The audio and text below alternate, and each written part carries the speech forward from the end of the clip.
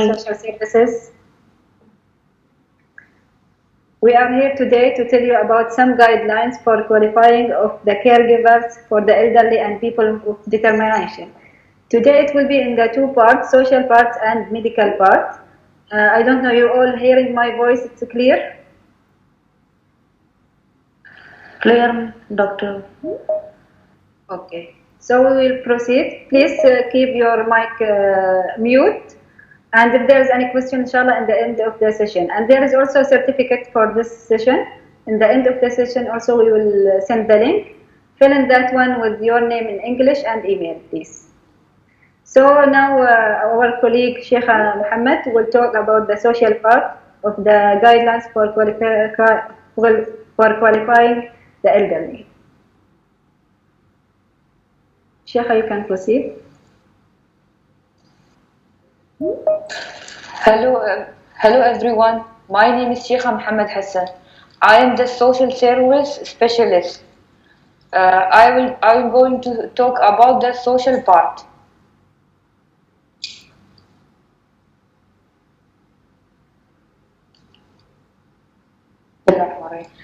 The Prophet say, whoever does not show mercy to our youngsters or acknowledge the rights of our elders, it is not one of us.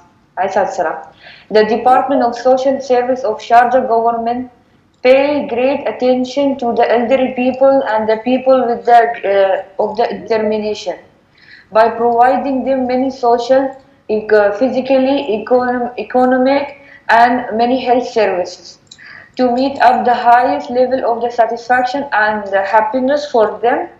This guideline will show the role of the sitters in proper dealing with, caring, empowering, and providing all the services that they need. The social access programs and activities. First, providing and purchasing the needs. Providing all the personal and living needs. Second, recreational programs and activities. Activities like trips, going on walk, social celebration, home activities like painting, drawing, and mind games.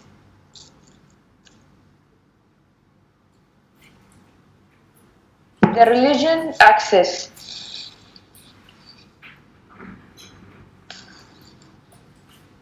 First, people are unable physically and mind. Members of this group are not able to pray or fast except the zakat. They are not able by mind and physically to do all the work. Second, physically unable but conscious.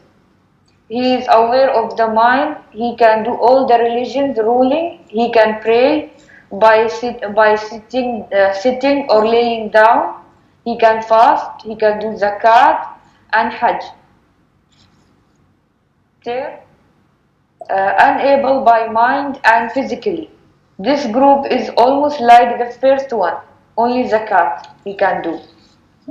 Fourth, able by mind and physically. This group is healthy and mentally able. All Sharia rules do not drop on him. He can pray, he can fast, do zakat, hajj, and mentally able. He is aware of everything. The alarms and charity. You can do the charity work and donation on behalf of the elderly people by charitable projects or companies.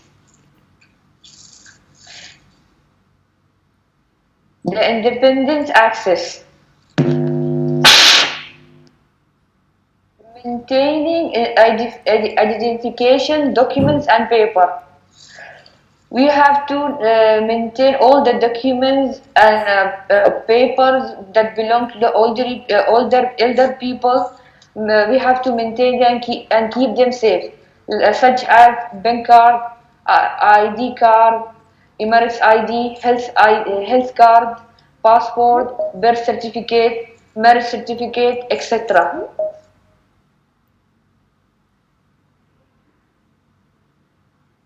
The behavior axis.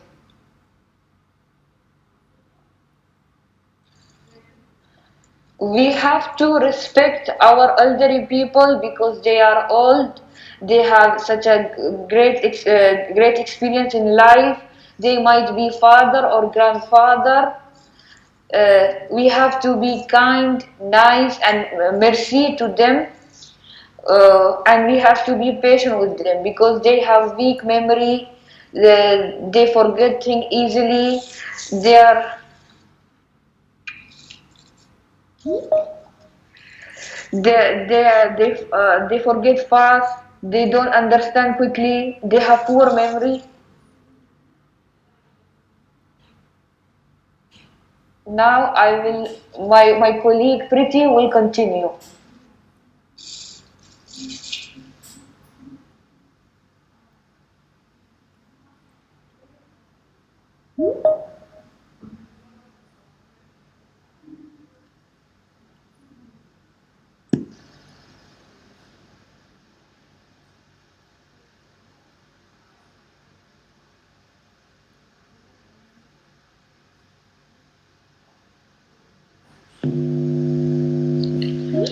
Hello, good morning to all.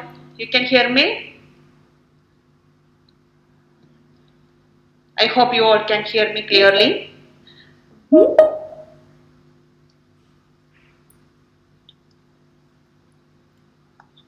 I'm very happy to see you all of you in this online platform. I hope that you all will gain some knowledge through our lecture.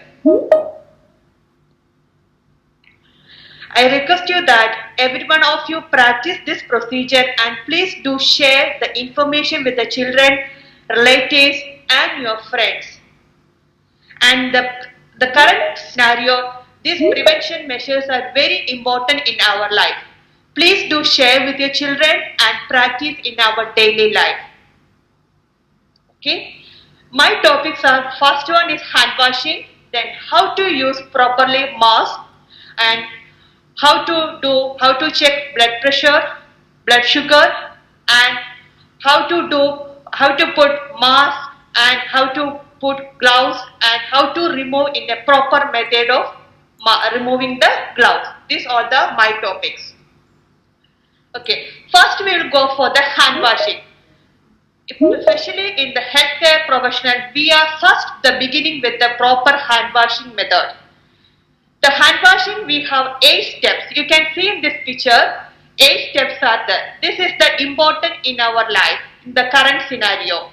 You can see the 8 step, only 20 seconds only this time will take. Maybe you will think, oh, I don't have time to use this 8 step, but only 20 seconds only will take. But you have to do the proper steps, okay? First, I will just explain to each step. Before going to the first step, what we have to do, we have to wash plain water. You just running water, you pour it under the wash basin or anywhere and pour soap solution in your hand. Then go to the first step. First, rub each palm inside the palm, and second step, you have to rub in between the interlocking your fingers in the upper and inside. And third, the behind the hand you can clean it. And the fourth one is focus on your thumb. Each thumb you can focus on your thumb. And the fifth one is the back of your fingers clearly wash with the soap and rub it.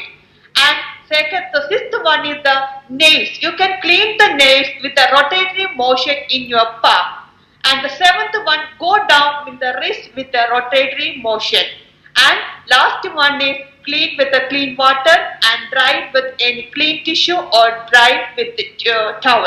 And dispose with proper closed dustbin. And when you are closing the tap, please use clean tissue with the close your tap. This is the proper method of hand washing.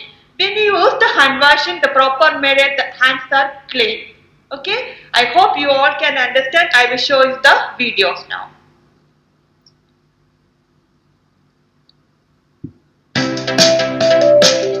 Wet your hands with water.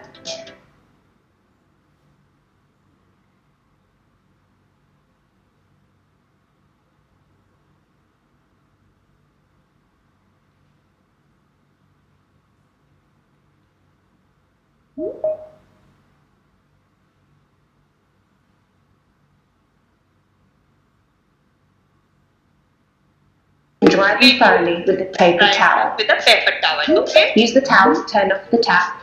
Your hands are now clean. Remember that always when you're closing the tap with the tissue, okay? Then our hands are clean. Then we will go to the how to use the mask. Before going to put the mask, do properly hand washing. Now everybody knows about the mask. Everyone is using the current present situation.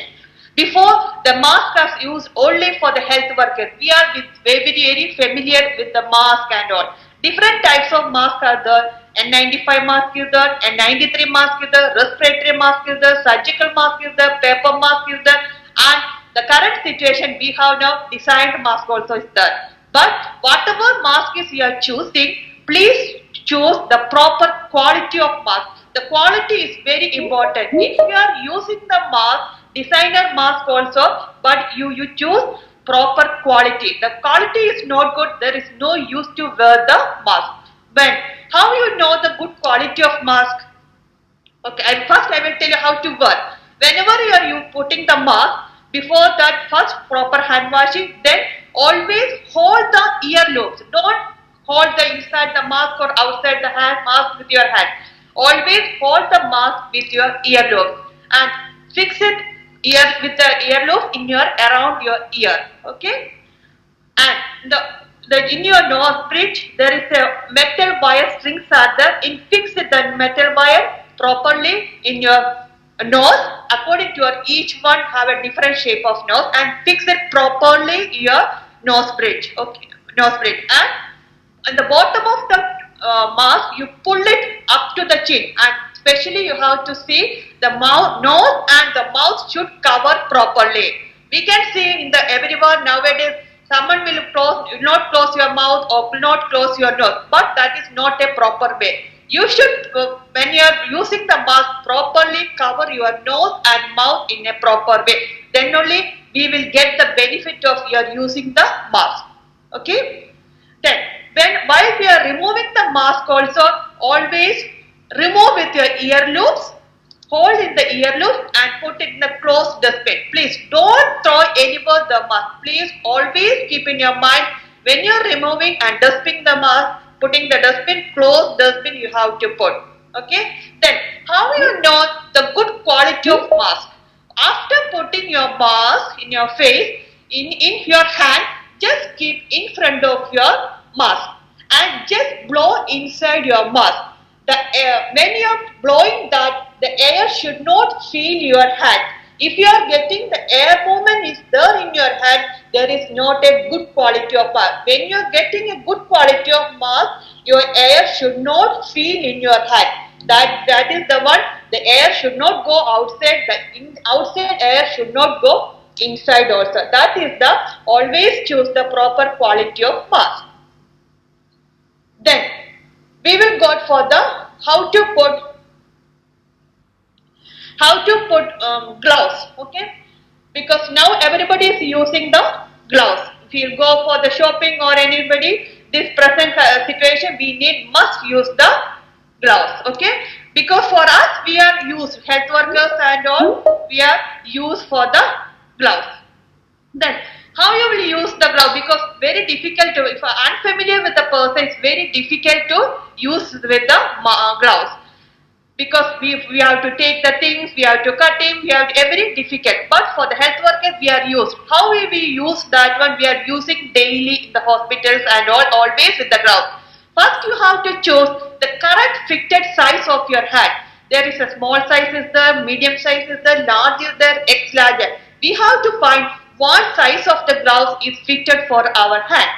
Okay, the same thing, right hand is there, left hand is there. We have same way the gloves also is there, right and left. We have to choose which is the right, which is the left, and the right one we have to put, and we should put in the right hand. The first we have to put inside. Before that we have always do the hand washing. After hand washing, you should insert your hand with the 4 fingers inside, and forward that you have to put the thumb also. And first you fix these 4 fingers and go to the thumb.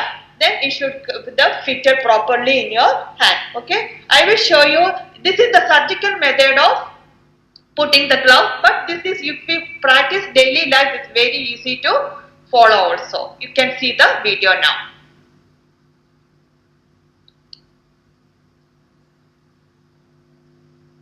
Clean your hands with soap and water or alcohol-based hand gel.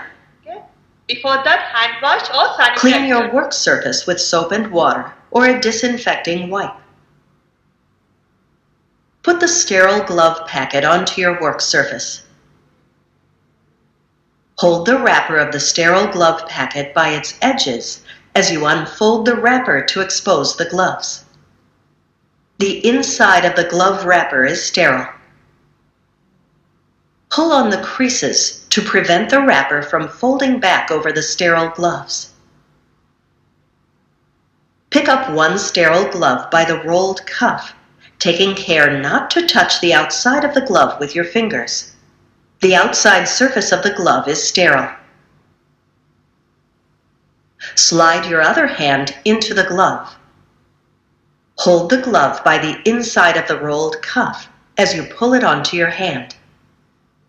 Slide the fingers of your sterile gloved hand under the rolled cuff of the other sterile glove. Make sure your ungloved fingers do not touch the outside of the glove as you put your hand under the cuff. Slide your ungloved hand into the glove. Keep your sterile fingers under the rolled cuff as you pull the glove onto your hand. Pick up the glove wrapper by pinching the sterile center between your fingers. Drop the wrapper into the trash. Your gloved hands are sterile. Do not touch anything that is not sterile after you put on sterile gloves. Yes, I hope you all understand how to put the gloves. Now, and the same thing, how to put the glove, the same way also we have to remove our gloves. The gloves also removing, there is a method is there, that same method also you have to remove the glove. I can see some people, because maybe they are not aware about also, they will pull from your fingers and make big sound. That is not at all the correct way while you are removing the glove. While you are removing the glove, there is a good method is there. You can see this video and you can watch it.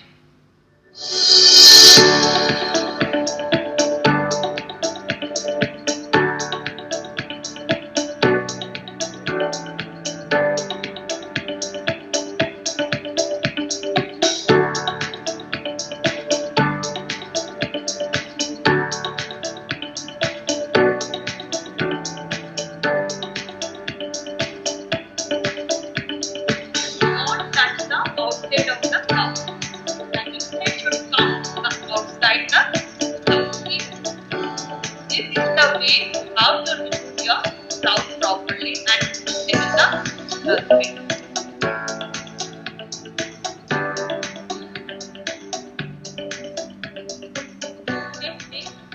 You have to do the removing also. Okay. So with the right hand, you should remove the left hand and put it in your right hand, that the left gloves, and put inside should come the gloves, the right hand also, and put it in the dustbin.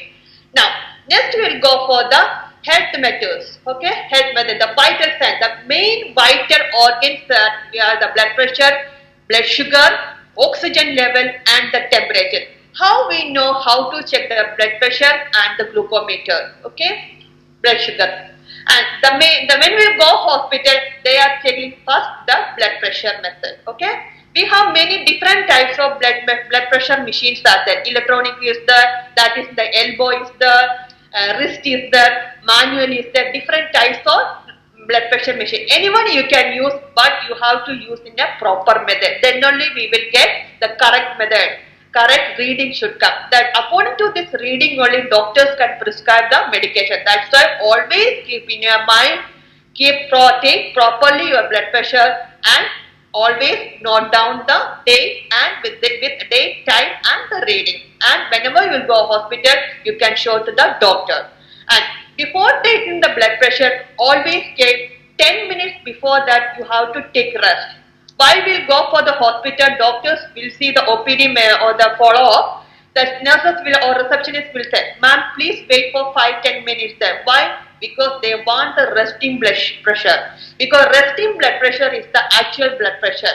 That's why they are telling to us, please be seated for 5 to 10 minutes. Okay, when you are at home also, you have to take 10 minutes rest and you have to take the blood pressure and note down your timing, date and your blood pressure. That is the accurate blood pressure.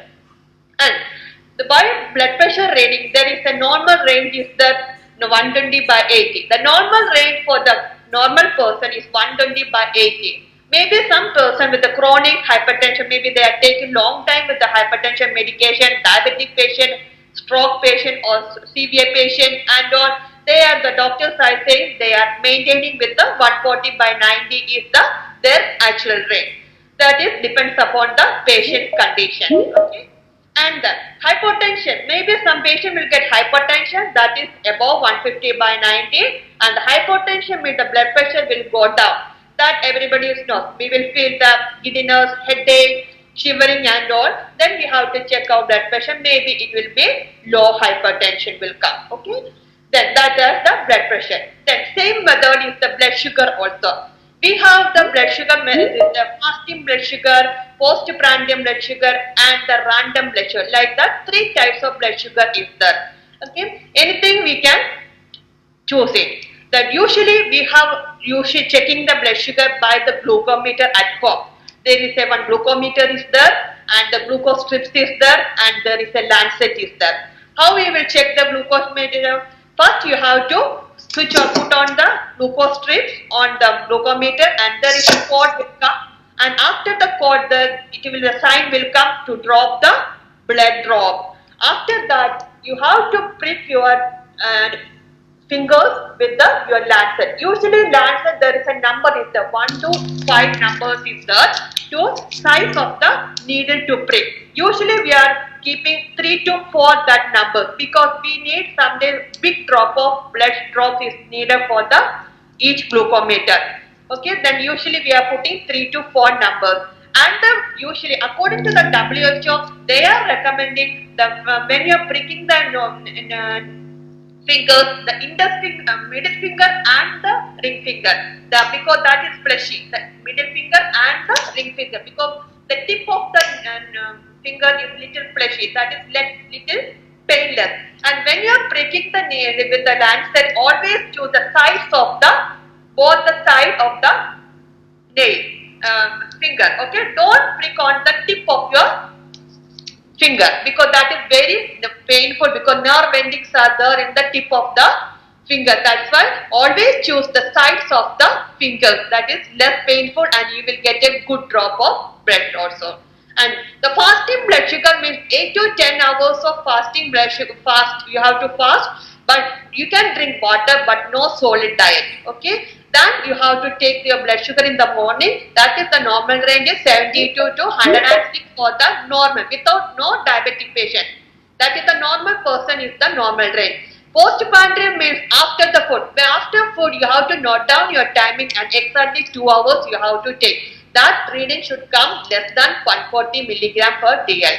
Okay, and for diabetic patient is different because diabetic patient they cannot maintain them too low or too within normal range because they have some doctors will advise according to the diabetic control and diabetic medication. Doctor will tell them this is the current your standard the fasting blood sugar is enough or postprandial is enough. Doctor will decide whether depend upon the diabetic patient. But the usual normal person 72 to 106 is the normal range. And the third one is will how to do the blood oxygen level in our body. When we go hospital, the sisters will put one instrument in your finger. That means they are checking your oxygen level in your blood. The normal range is 95 to 100. The normal person, the SpO2 level should come 95 to 100. In mainly asthmatic or COPD patient, it will come 90 to 95 because that for them that much is the maximum it will get. Otherwise, they have to do more exertion and it will get more time tired to the patient. That's why doctor is saying COPD and asthmatic patient 90 to 95 is the normal range. They can maintain with that oxygen level. And down the oxygen level, you can see 60 to 80, that range, there is number will come. That is our heart rate. According to each person, maybe heart rate will differ, because athletics they will have a low diabetes, low heart rate, and some medication will take as a low heart rate. That is according to that each person is different. And the normal range is 60 to 100 is the heart rate. And the last one is the thermometer. Everybody have the different types of temperature machines, temperatures measured are there. Like your oral thermometer is there, ear thermometer is there, axillary thermometer. Now is familiar with the non-touchable thermometer, because nowadays we cannot tell because of the current situation. The non-contact thermometer also there. Normal range is 36 to 37 Celsius is the normal range of temperature. Okay, above that we will consider as a fever, high temperature. Okay, I hope you all understand the vital signs measures. And next we will go for the administered drugs. How you will administer the drug? Usually, the elderly patients, they have more medication for hypertension, diabetes, heart medication, thyroid medication, hyperlipidemia medication, everything is there. But always keep in your mind, whenever the doctor is saying this medication you should take in the morning, you should take in the morning itself.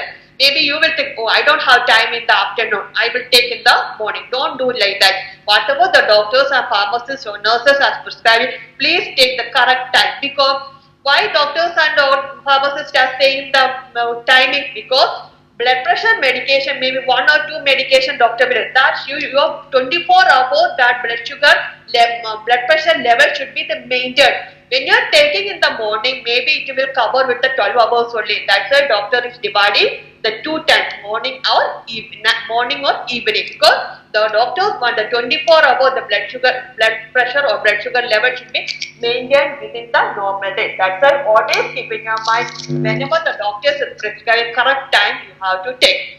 And one more thing, when you are taking the medication in the night, always keep in your mind, 1 hour before the sleep, you have to take the medication. Maybe you are taking very long time, you are taking the same medication, but we don't know, with some food or any contents of the food, it will react with the medication. When you are taking the medication and immediately go with sleep, you will not find out any reaction is there during the sleep. That is very dangerous for us also.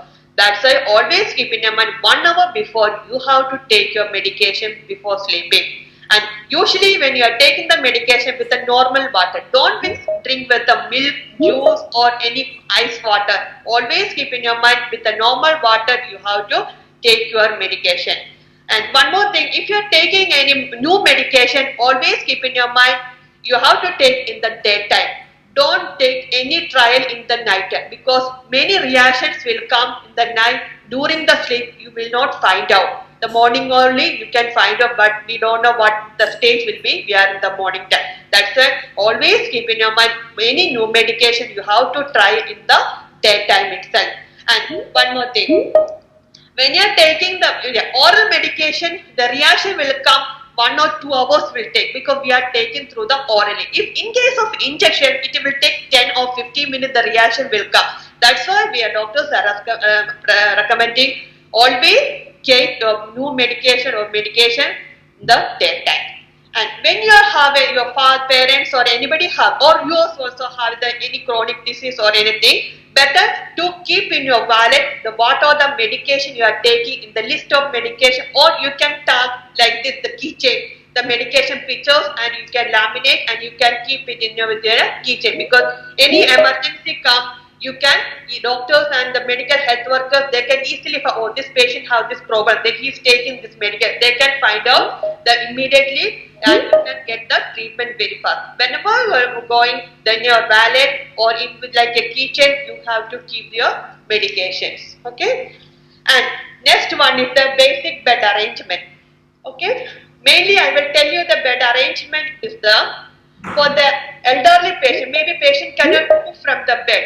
That's very easy, because maybe you have to carry the patient and to keep in the another bed or in the wheelchair or anywhere. No need for that. You can be with the patient in the bed and you can change your bed sheet in the bed itself. What you have to do first, we have to make the patient a sideline position in a comfortable position, the sideline. And you can see the picture 1.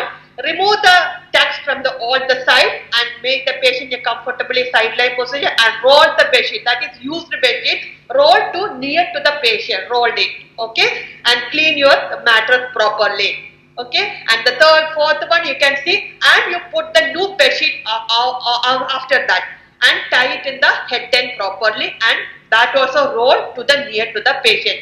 And make the patient in another opposite side, made in a comfortable position. After that, you remove the old used bedsheet first. First, you remove the used bedsheet and put it in the laundry bag.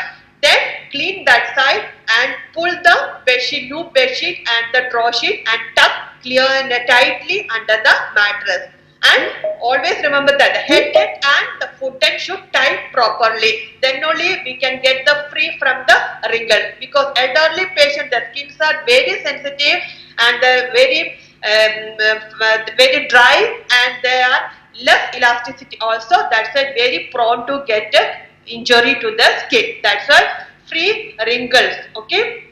That's why always keep in your mind, the elderly patient, the bed sheets are very free wrinkles. Then only the patient can sleep comfortably and free from bed sore. Okay. I hope you all understood some knowledge from my lecture. Okay. You have any doubt end of the session, you can ask me. Okay. Thank you all. Hello, good morning everyone. I'm Eileen Barcelona Gavina. I'm a physiotherapist here in the Baal Hassan branch. I will discuss now for the physiotherapy part. Okay.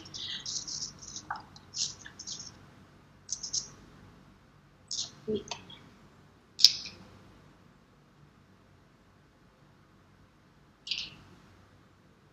Okay. Now I will discuss about the proper bed positioning for our elderly patient or for our elderly loved ones. Bed positioning should be changed every 2 hours to avoid the formation of bed sores. And also, bed positioning is important so that to prevent secondary complications of immobilizations such as bed sores, like what I said, and also any contracture.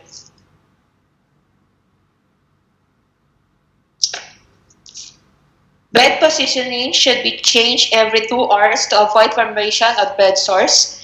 We must frequently check for any redness, especially for bony prominences, and these areas should be covered with soft materials.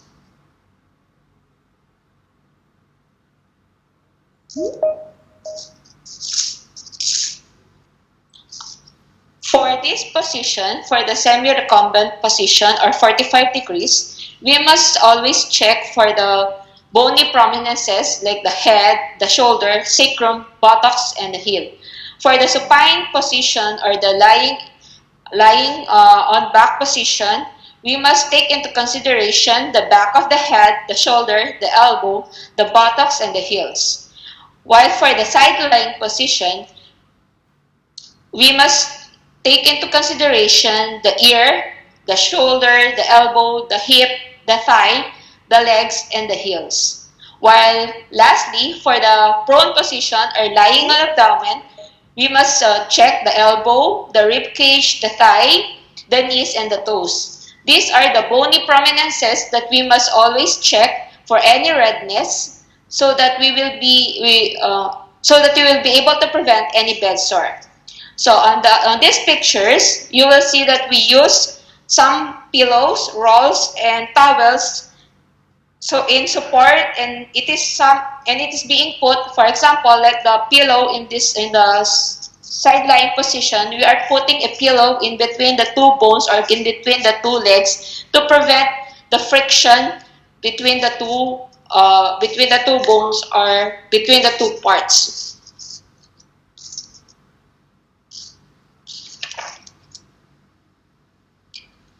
I will also discuss about the safety environment for our patient or for the elderly. It is advisable and best best to use any grab bars inside the bathroom and also in the toilet area. And also, it is advisable to put grab bars along the staircase, and also if we can able to put dim lights, it will be best for the patient. And also, inside the bathroom, it is advisable that we use anti-slip mat in order to prevent any slippage or any fall for the patient. For the next one, for any assistive devices such as the cane should be put on the side of the good leg. In this picture, you will see that it is on the right side, and the left side or the shaded part is the bad leg. So in walking, the cane should be, first step should be with the cane and the bad leg, or here in the left side, followed by the good side, which is the right. So the cane and the bad leg should be all together. In going upstairs or climbing upstairs, the first foot that we should use is the good side, while the cane and the bad leg should be together. It is the same thing also when going down. This time, the bad leg and the cane should go or should step first, followed by the good leg. And in getting out of the chair, the weight should be bear by the good leg and the cane with the help of the upper extremities or the arms. For how to use the wheelchair, I will show you one videos, and here it goes. Welcome to a video presentation from Providence Hospice on how to transfer a patient from the bed to the wheelchair and from the wheelchair back to the bed. Demonstrating today are Jackie and Jessica. The first step in transferring someone from the bed to the wheelchair is positioning the wheelchair at the edge of the bed towards the feet. Make sure that the brakes are locked and that the wheels are turned backwards to prevent a tripping hazard from the wheels. The next step is to make sure you're explaining what you're doing to the patient so that they know what you're doing. Make sure there's non-skid footwear, whether that's shoes, slippers, or non-skid socks. Make sure that the bed is adjusted to close to the height of the wheelchair, and then you'll want to adjust to make sure when the patient is off the edge of the bed that their feet can touch. As you can see, Jackie turned the patient's feet first, and then helped to reposition the patient at the edge of the bed, holding and supporting the shoulders, and maintaining contact with the patient at all times to prevent them from slipping or falling. Place the feet in front of the patient's feet to prevent the feet from moving. If the patient is dizzy or complaining of weakness, do not transfer the patient. The next step is to make sure you have a cue, whether that's counting 1, 2, 3, or ready, set, go, so the patient knows what's coming next. Have the patient grab onto either your hips or your shoulders, lift with your knees, and in one fluid motion, on the count of 1, 2, 3, or ready, set, go, lift the patient, using your knees again, to a comfortable height. Have them pivot to the wheelchair until they feel the wheelchair at the back of their legs and support them as they sit down. That includes you using your knees to prevent back strain and going down with them. Once they're safely in the wheelchair, come back behind the patient, grab underneath their arms, support them, and make sure that they're all the way in the back of the wheelchair. Again, it's very important to make sure you, as the person transferring, is always using good body mechanics, bending those knees and not straining the back. Now that the patient is ready to get back into bed, same principles apply. We're going to position the wheelchair next to the bed at a comfortable working distance. We're going to lock the wheelchair. We're going to turn the wheels inwards so that there is not a tripping hazard. If there are footrests, remove them. Make sure the bed is at an adequate height so that the patient can transfer without having their feet floating. They want to touch the ground. Make sure that there are non-skid shoes, slippers, or socks. Place the feet in front of the patient's feet to prevent the feet from moving. Use your cues, either 1, 2, 3, or ready, set, go. Using your leg muscles, slowly reposition the patient back into the bed. Move the wheelchair back, never leaving the patient's side. And in one swift motion, supporting the shoulders, sweep the feet over and back into. Welcome to a video presentation.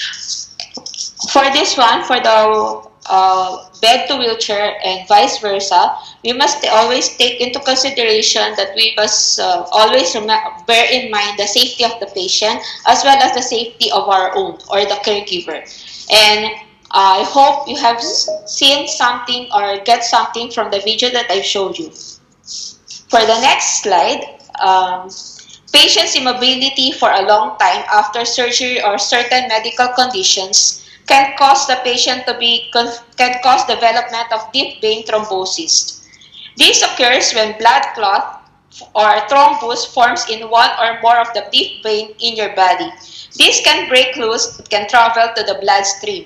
This can be avoided by moving the feet up and down or in circular motion, wearing compression socks, or use of negative compressions. It is also advisable that we must do exercises for the patient so that to maintain the blood circulation, muscle flexibility, and joint flexibility of the body parts of the patients. And we must also, in between each exercises, to do deep breathing exercises wherein we will breathe slowly from the nose and note that the hand is moving up and down on the abdomen. On the next slide, I will show you a video prepared by my colleague Ansar with regards for the exercises and how to do exercises for the patient. Please watch carefully how he positioned his hands during the exercises.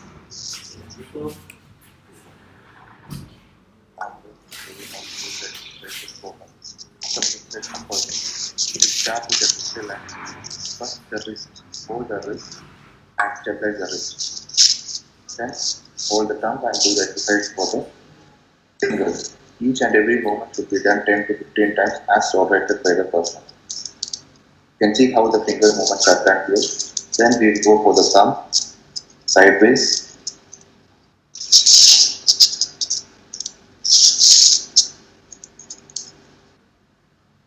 inside and outside. Each movement is 10 to 15 times.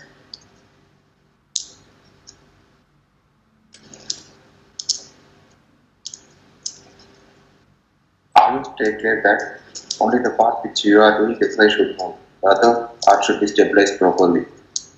Then we'll go for the wrist, hold the arms, forearm, and then do the exercise for the wrist. Up, down.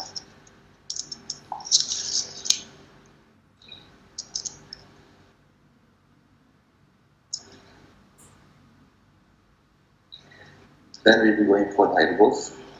Stabilize the arm and then do the exercise for the elbow.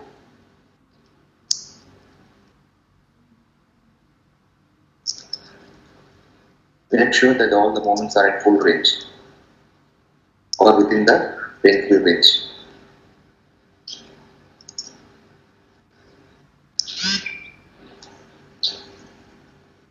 Then we'll go for the shoulders.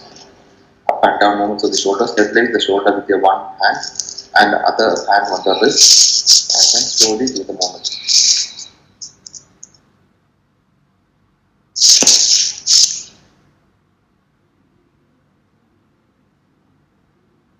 ഞാൻ class attend ചെയ്തോണ്ടിരിക്കും, അതുകൊണ്ടാണ് വിടാഞ്ഞത്, പറയാഞ്ഞത്. ഞാൻ നിനക്ക് message അയക്കണം. Excuse me, please mute your phone, your speaker, microphone. And also we stabilize one arm on the shoulder and the other hand on the wrist.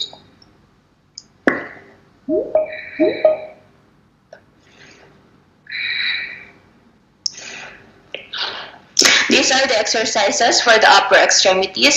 Please note that before the exercises as well as during the exercises, if the patient complains for any dizziness or headache, please stop the exercise and let the patient rest.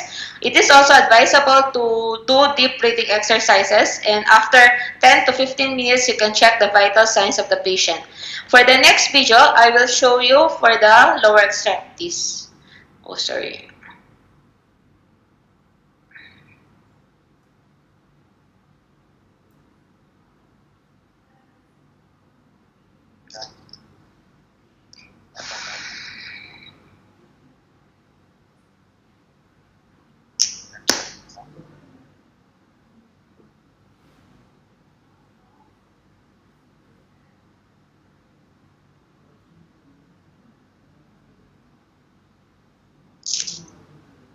For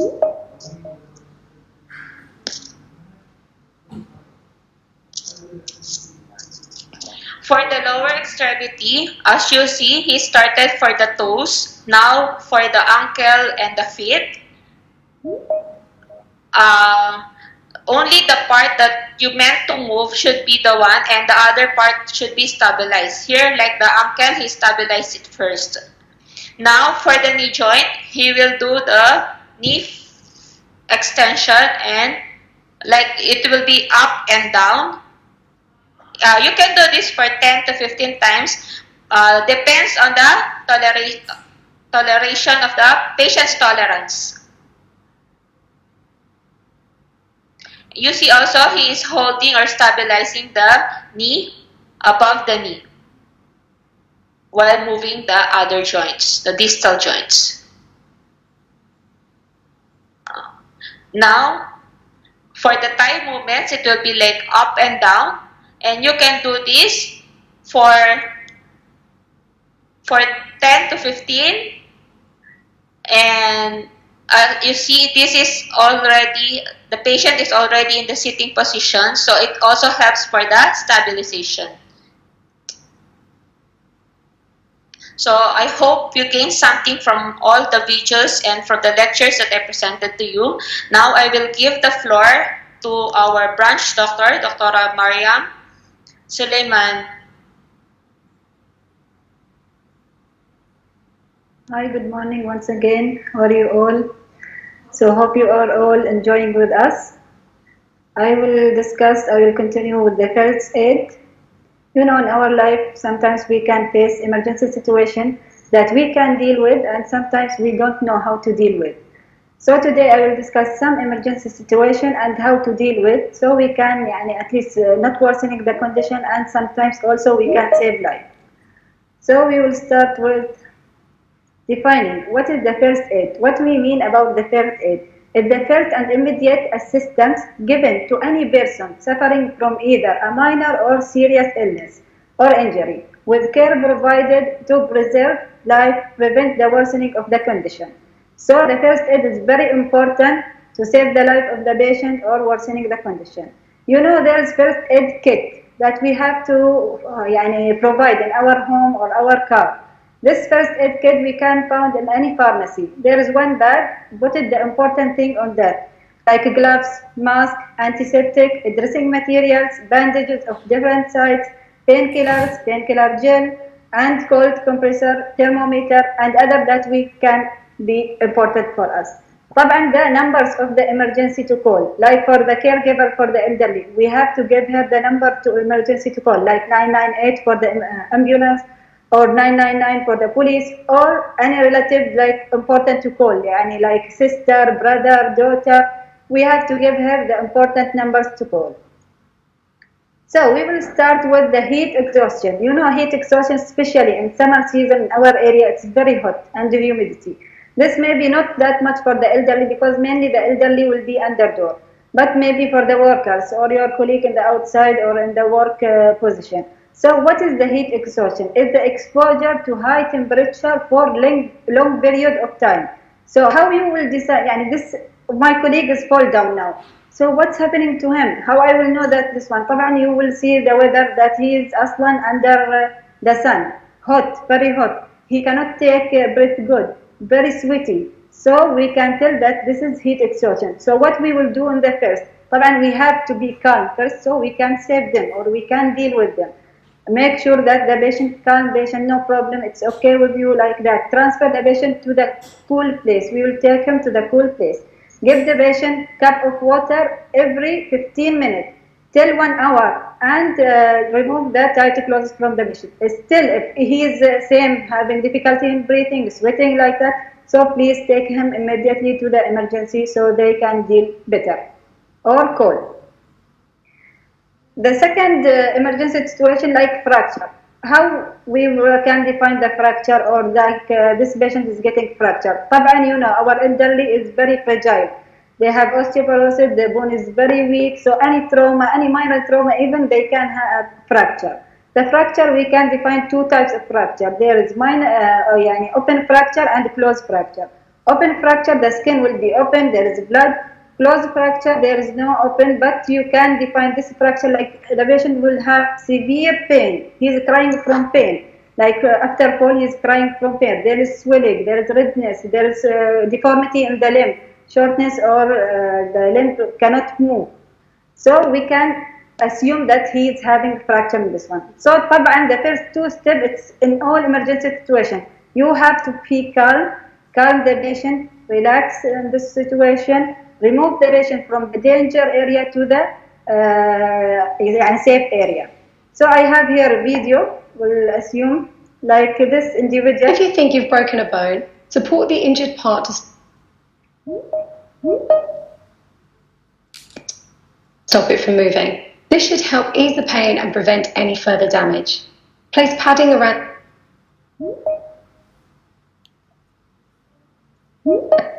the injury for extra support. If it's an open fracture, cover the wound with a sterile dressing and secure it with a bandage. Apply pressure around the wound and not over the protruding bone to control any bleeding. Call 999 or 112 for emergency help. While you're waiting for help to arrive, don't move the casualty unless they're in immediate danger. Support the injured area. So the important thing is to support the injured area, fix that one. Don't move it, make the patient to be calm. If you have painkiller, give him painkiller. If you know that he is not allergic from any painkillers like that, so you can give him even painkiller. And طبعا call for any help, if you 998 or 999. So now I will talk about epilepsy. Some patients, we know that they are diagnosed as epilepsy and they have like tonic-clonic seizure or rapid movement of the body beside of us. Sometimes in the work or outside the place, you don't know that this patient is epilepsy or not epilepsy diagnosed or not, but you will see him is moving fast. So you cannot do anything for this patient. What to do? You have to make sure don't move the patient. Don't remove the patient unless the place is very dangerous. Secure the place, remove any chairs, any table, so he will not harm himself. Secure the tongue or mouth of the patient because it's also very dangerous. If you know the patient is having epilepsy, wait for patient to finish his seizure, make him calm, relax, awake him. If he's awake, he's okay, give him his medication and take appointment for the consultation for the doctor. If you don't know, and this is the first time that the patient having seizure, so you have to take him to the emergency directly, so they can deal with him nicely. Now I will talk about burns. Anytime we can have burns, like from sun, hot weather, very hot sun on us, or hot water, meals, or chemicals. There's also a degree of burns. There is first degree of burns, second degree, and third degree of burns. How we can define the burn or how we can tell that he have burn? طبعا after observing that he supposed to hot water or like red skin, swelling, blisters, peeling skin, or sometimes white skin. So what we can do? This video also here will show to you what is the immediate reaction for us to do. White or scorched. If someone has a burn or scald, move them away from the source of the heat to stop the burn getting any worse. Then start cooling the burn as quickly as possible. Place it under cool running water for at least 10 minutes or until the pain feels better. So as I said, usually, first remove the patient from the danger area and keep him in the safe area. Be calm and calm the patient. Put cool water on the patient, not ice. Don't put any creams, any gels, because maybe you will infect the area more. If the burn is in the big area or in the face or for the child or in the genitalia, we have to take him to the emergency directly, without doing anything, by calling 998 or 999. And طبعا cover the burn area with or clothing near the burn, unless it's stuck to it. When the burn has cooled, cover it lengthways with cling film. Get rid of the first 2 turns of film and then apply it lengthways over the burn. Use a plastic bag if you have no kitchen film. This will protect the burn from infection. See how she will cover? She's removing the first because maybe it will be dirty.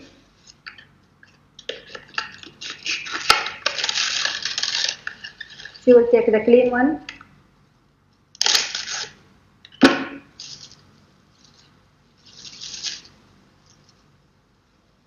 and put in the, يعني you can see that away from the burn area. It's only covering it. So that was about the burn. So now you know our elderly patient having diabetic, hypertensive, more chronic diseases. So about diabetic, there are two emergency situations that we can have in diabetic, like hypoglycemia or hyperglycemia. Hypoglycemia, we define this one when blood sugar is very low, lower than 70 or 60 for some patient. Hyperglycemia depends on the patient itself. Some patient will have the symptoms if the blood sugar reach till 200. Some patient even till 400 they are not having any symptoms. So what the symptoms will be for, like all of them will be like sweaty, cannot breathe, like dizzy, hotness. So if you have like father or mother having this situation and you know that they are diabetic and you have glucometer in home, so خلاص easily and check blood sugar and you will know يعني that he have hyper or hypo and do the first aid according to what you found. If you don't know, for your colleagues outside you find some person and you know that he's diabetic, so please immediately give him a glass of water or يعني quadrant and put it sugar inside, date or any sweet that you have, because the hypoglycemia emergency is more dangerous than the hyperglycemia. And طبعا you can see the patient, observe the patient for 15, half an hour. If still he's having same situation like that, take him to the emergency directly. Now I will talk about the hemorrhage. Hemorrhage, any cut wound you can have in the kitchen, in the home, while cutting fruits or vegetables. So any hemorrhage you can have, you know, يعني first we have to stop the bleeding. How we can stop the bleeding? Don't be direct your hand on the cut area, no, because your hands may be dirty, it will infect the direct area. If you have gloves, طبعا gloves now everywhere. If you have gloves, you have to wear gloves, or like in the picture, there is some material between her hand and cutting area. You have to direct pressure. Wait till the blood is شوية يعني be less. After that, cool the area and put bandage. If the cutting area is big and you cannot control, try to tie it with whatever you have, but clean. Make sure that it's clean because not to be infected, and take the patient to the emergency. Now I will talk about shock. You know, while eating something, or maybe you are in the dinner with your family and somebody will eat and they have shock. They cannot breathe, cannot talk. What's the sign of shock? That they will catch in the neck. And you will see them that they cannot breathe, cannot talk. This one I will show a video also. It will illustrate clearly and nicely how to deal with this person. If you think an adult or child is choking, ask them, are you choking? Cough it out. If they are coughing, encourage them to continue, as they may be able to remove the obstruction.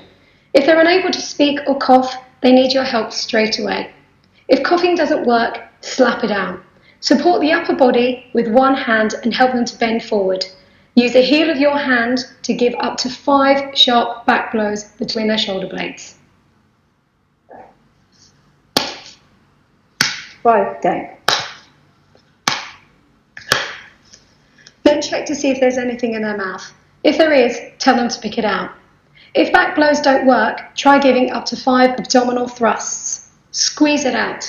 To give the abdominal thrusts, stand behind them. Put your arms around them and link your hands between their tummy button and the bottom of their chest. Clench your lower hand in a fist, grasp your fist with your other hand and pull sharply inwards and upwards. Repeat up to 5 times.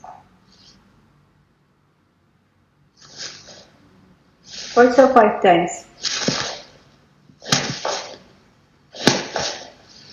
Check their mouth. If they're still choking, call 999 or 112 for emergency. After each one we are doing, we have to check the mouth to see if there is something that we will tell the person to cough. So the material or the food will come out. If no, and the patient start to fainting and having coma or like that, no, immediately we have to take him to the facilities. Now also other situation that we can have is nose bleeding or epistaxis. It's bleeding from nose, maybe from the hypertension, high blood pressure or other reason or trauma. So what we will do in this situation? When someone is having a nosebleed, Your priority is to control the bleed and keep the airway open. To sit down, never lie down, and keep the nose above the heart to help to control the bleeding. Getting to lean forward, never backwards, this ensures that the blood drains out through the nose rather than the back of the throat, which may block the airway. Ask the casualty to breathe through their mouth and pinch the soft part of the nose. You can give them a pad to catch any blood that may drain out. After 10 minutes, release the pressure, reassess. If the bleeding has not stopped, apply the pressure for a further 10 minutes. If the bleeding is severe, or if you have not managed to control the bleed after 30 minutes, it is time to call for an ambulance. So remember, get them to sit down, leaning forward. Pinch the soft part of the nose. And if necessary, call for an ambulance. So this is the important thing. First, to make the patient relax, sit down, lean forward, and catch the soft area in the nose. Wait for 30 minutes. If not stop the bleeding, we have to take the patient to the facilities. You know, in this whole situation, if the blood sugar came low for a long time, or he lost more blood, or he lost more fluid in the burning area, maybe the patient will have fainting. So what we will do if the patient starts to faint? People may faint as a reaction to pain, exhaustion, hunger, or emotional stress. It may also happen after someone has been standing or sitting still for a long period of time, especially if they are hot. When someone faints, their pulse slows right down, but it usually picks up again quickly and goes back to normal. If someone has fainted but doesn't come round after a couple of minutes, then this could be more serious. There are 3 key signs of someone who has fainted. They have a brief period of unresponsiveness, causing them to fall to the ground. They may have a slow pulse. Their skin may be pale, cold, and sweaty. If someone's feeling faint, advise them to lie down. Kneel down next to them and raise their legs, supporting their ankles on your shoulder or a chair if available, to help blood flow back to the brain. Watch their face for signs that they are recovering. Make sure that they have plenty of fresh air. Ask bystanders to move away, and if you're inside, ask someone to open a window. They should recover within a couple of minutes. As they recover, reassure them and help them to sit up slowly when they are feeling better. If they don't become responsive again, quickly open their airway, check their breathing, and prepare to treat someone who is unresponsive. So remember, if someone's feeling faint, lie them down and raise their legs. Make sure they have plenty of fresh air, and when they recover and are feeling better, help them to sit up slowly. If they remain unresponsive, prepare to treat an unresponsive casualty. And that's how we help someone who's feeling faint or have fainted.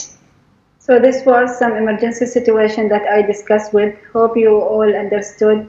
So remember 3 things. Be calm. Calm the patient. Take him away from danger to the safer area. After that, deal with the situation according to what is the situation. Hemorrhage, diabetic or hypoglycemia, according to that. So we came to the end of our session. Now you can ask us any question you have. Inshallah, we will answer you all.